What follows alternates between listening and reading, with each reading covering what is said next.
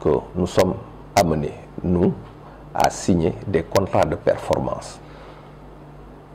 Contrats de performance connus sous le sigle de CAC pour les écoles élémentaires, contrat de performance connu sous le sigle de PAC pour les IF, plan d'action qualité.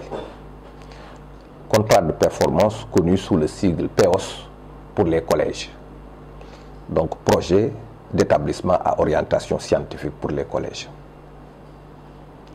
L'activité d'aujourd'hui pour laquelle nous sommes là s'inscrit dans le cadre de la mise en œuvre de notre PAC, c'est-à-dire de notre contrat de performance qui est intitulé PAC, comme je l'ai dit tout à l'heure. Elle fait suite à une activité de sensibilisation que nous avions menée sur le terrain avant les grandes vacances. Donc avant les grandes vacances, nous avions programmé des rencontres au niveau des districts. Et aujourd'hui, on poursuit en tout cas ce travail de sensibilisation avec les partenaires de la presse pour rendre visible ce qui est en train de se faire dans la gestion par les autorités administratives et les autorités académiques que nous sommes de deux problèmes qui se posent de manière cruciale au niveau du département de Matam. Je ne dirais pas du département de Matam, mais de la région. C'est l'inscription à l'état civil et l'inscription des élèves dans la classe de CI. Ce sont deux problèmes, en tout cas, auxquels la région est confrontée, généralement et particulièrement le département de Matam. Et de l'entrée en sixième. On avait dénombré le nombre d'élèves sans état civil à 746, dont 315 garçons et 434 filles. Voilà ce que nous avons eu à gérer. Pour vous dire à quel point ce problème est un problème sérieux et vraiment nous cause beaucoup de soucis, surtout à l'approche des évaluations du CFE et de l'entrée en sixième, et même du BFM. Parce que si ce problème n'est pas réglé, s'il n'est pas pris à bras le corps, il y aura toujours des enfants qui seront laissés en rade après avoir fait beaucoup d'années de scolarité. Donc c'est un problème très sérieux. Et c'est parce que justement c'est un problème sérieux que nous avons jugé nécessaire de le planifier, de planifier la résolution de ce problème dans le cadre de notre PTA 2015-2016. Et c'est pour ça d'ailleurs qu'on est là aujourd'hui, pour que tout ça, en tant que partenaire, que vous puissiez nous aider vraiment à poursuivre le travail de sensibilisation, parce que nous sommes sûrs qu'au sortir de cet entretien, quelque chose sera fait au niveau des médias pour que les gens comprennent que c'est un problème sérieux auquel nous devons très rapidement trouver une solution. Voilà donc globalement ce que j'avais dit à dire en guise d'introduction. Je suis à votre disposition pour peut-être répondre à d'éventuelles questions par rapport toujours à ces deux problèmes qui se posent à nous, l'inscription à l'état civil, mais aussi l'inscription au CI. L'état civil et étaient considérés comme des candidats réguliers. Vous voyez déjà que vraiment l'administration territoriale, à travers le préfet, le gouverneur, les autorités académiques que nous sommes, nous avons pris le problème à bras le corps dès le début. Vraiment. Et le premier traitement que nous avions fait nous avait conduit à ce résultat. Et il nous restait 140 élèves qui n'avaient pas d'extrait de naissance. Et pour ces 130 élèves, on a encore poursuivi le travail. 30 ont eu à être régularisés à travers les audiences foraines. Et le nombre d'élèves qui n'avaient pas constitué de dossier, c'était 110. Et quand j'ai rencontré le président du tribunal, M. Sarr, il m'avait fait comprendre à ce niveau qu'il y avait 11 audiences foraines qui étaient programmées pour que, à travers ces audiences foraines, que tout le stock soit totalement épuisé pour permettre à ces enfants-là vraiment d'aller vers l'entrée en 6e et le certificat d'études sans problème. Vous voyez déjà, et cette fois-ci, vraiment, ces audiences foraines ont eu à vraiment être tenues dans les différentes localités. Donc, il y avait l'audience foraine sur les 7 aujourd'hui, du point de vue purement statistique. Si on avait interpellé aujourd'hui le président du tribunal, il pourrait dire que sur les 11 que nous avions programmés, nous avions tenu 7. Il nous restait 4 et les 4 ont pu être tenus à des dates bien précises. Il y a l'audience de Oré-Fondé, c'était le 12/5/2016, on l'a tenu.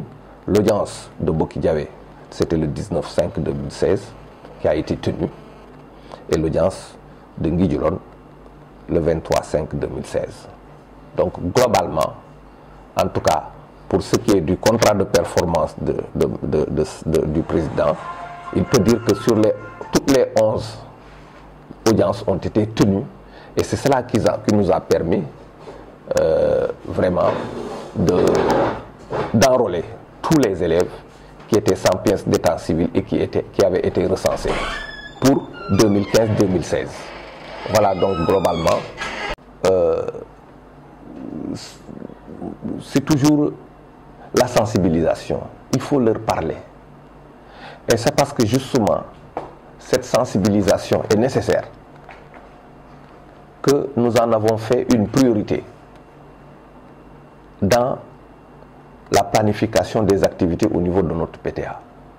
Nous avons dit qu'il fallait toucher le maximum possible de parents d'élèves, d'enseignants, pour que vraiment qu'on puisse avoir, à l'issue de ces rencontres de sensibilisation, une avancée significative.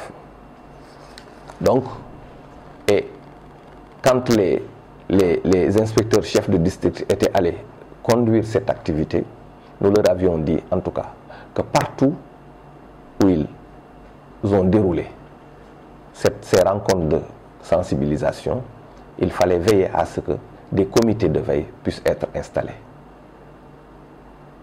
et puissent être aussi confiés à des gens capables de les animer, hein, pour que vraiment ce problème-là puisse trouver une solution définitive, pour qu'on n'ait pas vraiment à encore gérer l'impossible à l'approche des examens.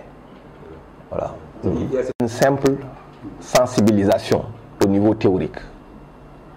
Mais nous avons dit qu'il faut, à l'appui de cette sensibilisation-là, mettre en place des organes qui puissent vraiment se charger d'accompagner les populations pour que des actions concrètes puissent être menées avec tous les partenaires de l'école. C'est les groupements de femmes. Oui.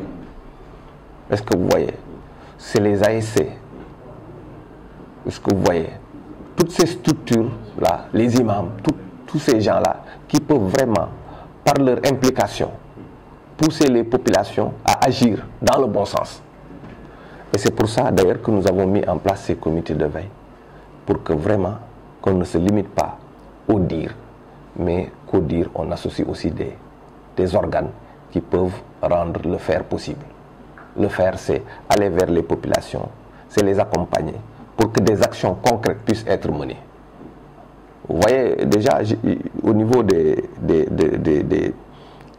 écoles, il y a les Badianougor qui jouent un rôle extrêmement important, toujours peuvent intervenir pour que vraiment au niveau de chaque école, que le directeur comprenne que dans son management de l'école, il doit se doter aussi des moyens susceptibles de lui permettre d'identifier tous les enfants sans état civil, d'informer les autorités académiques que nous sommes, mais aussi de faire en sorte que des actions soient menées à son niveau pour que, en tout cas, ce qui peut être réglé au niveau école puisse le soit, vraiment. Et maintenant, le reste maintenant, c'est peut-être à tout le monde, à toute la communauté, vraiment de s'engager pour vraiment accompagner, comme on l'a fait cette année avec les audiences foraines. C'est l'État aussi qui s'est engagé à assurer son accompagnement, à assurer ses facilitations pour que tous ces élèves-là puissent avoir leur dossier ficelé, que les audiences puissent se tenir et aider ces élèves-là à accéder à leur pièce d'état civil pour pouvoir faire leur examen.